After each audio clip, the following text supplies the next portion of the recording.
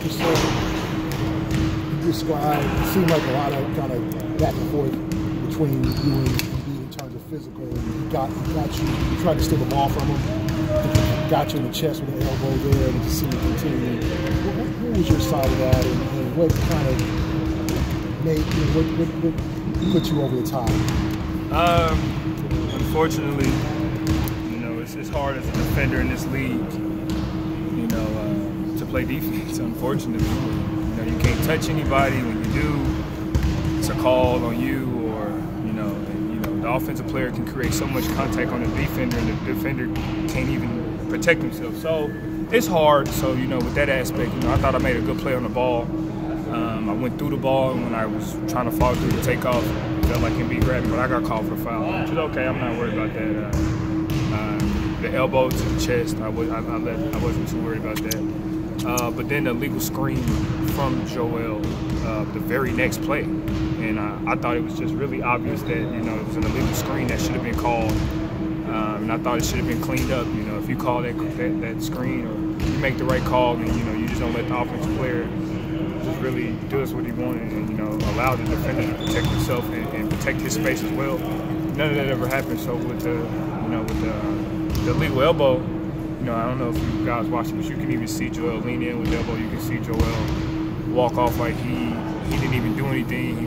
I don't know what the call was. So after that, I waited for the call. It didn't happen, and I just got up and I pushed him. And it's hard because now you send a message to a guy pretty much telling him you can't protect yourself. You're supposed to just take that and allow it. Unfortunately, I'm sorry. I just wasn't raised that way. I always got to protect myself at all times. When he did the elbow on the screen, he looked down. Did he say anything? He just kind of stared. To be honest, it don't even matter. He said something or not, to be honest with you. The fine is out. They obviously, they got the old saying, the guy who retaliates is the one that always gets caught. And, I got caught, and that was me.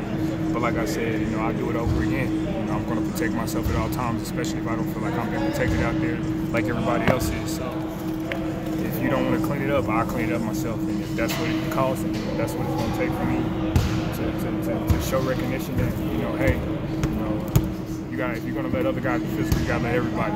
You just can't let one guy or one team be physical and not let the other ones, because that's how guys get hurt, and that's how these type of things start. So, it's over with, it's done with. I'm not going to sit here and say anything else. I already got the fine. I'm not trying to keep where my money going and take it from me.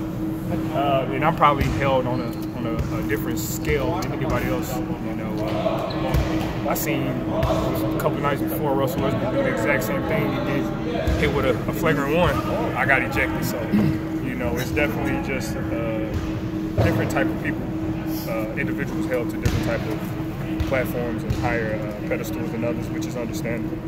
And unfortunately, I'm on that lower technical and Richter skills. Yeah. Obviously, the team, maybe you make your point. How do you balance that? Do it again with, hey, you can't do it out in the open. The team, needs you on, and that's a regular season game. What about playoff? Yeah. The stakes would be even higher. I mean, now, I did what I did. Like I said, I've proven that, I'm not going to take any crap from anybody. Now I just got to sit back and hopefully allow the league or the officials who officiate that game to take care of the problem before it does escalate. And if it doesn't, then we move on and we send it to the right people we need to send it to and make sure they look at it and make sure it doesn't happen again. Do you feel like you hurt the team?